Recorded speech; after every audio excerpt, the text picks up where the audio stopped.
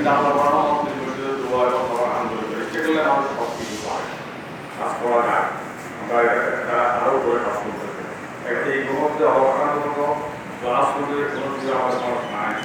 এছাড়া আমরা যথেষ্ট শিক্ষা দিয়েছি, আমাদের কলেজ হয়েছে, কলেজের জন্য ১৬ জন নিয়ে করেছি আমরা অনেক পরীক্ষা নিরীক্ষা নিয়ে প্রায় ২০০ জন প্রত্যেক থেকে ১০ জনকে আমরা ইউনিটি খবর দিচ্ছি।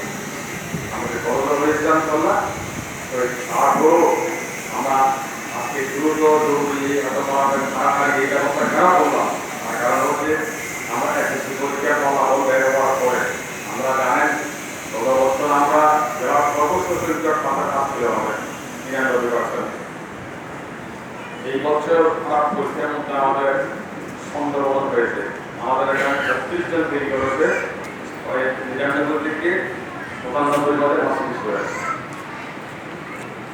এটা কেন হলো, কি কারণে হলো, সেই জন্য আমি পর্যটক টিচারদের সঙ্গে বসে তাদের তথ্য নিয়েছি, দেখেছি কি কারণ হলো। পরীক্ষায় যে ছেলে পাস করে এই ছেলে এই এসএসসি পরীক্ষাতেই করে দেন আর তথ্য নিয়েছি কোন ছেলেগুলো পাস করবে, কীভাবে পাস করবে, তথ্য নিয়ে জানলাম অনেক অবশ্য হবে না।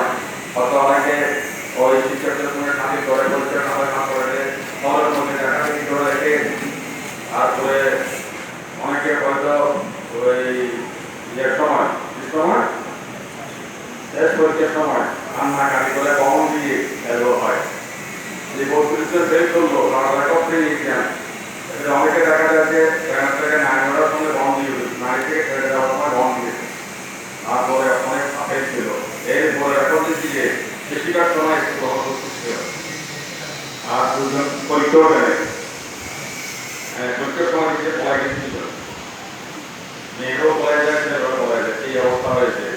এই জন্য ফলের মধ্যে ছিল থাকলেও সেই জন্য ফল কমিটির কাছে সুযোগ করা হয়েছে, ওরা রিপোর্ট দিয়েছে আমার কাছে।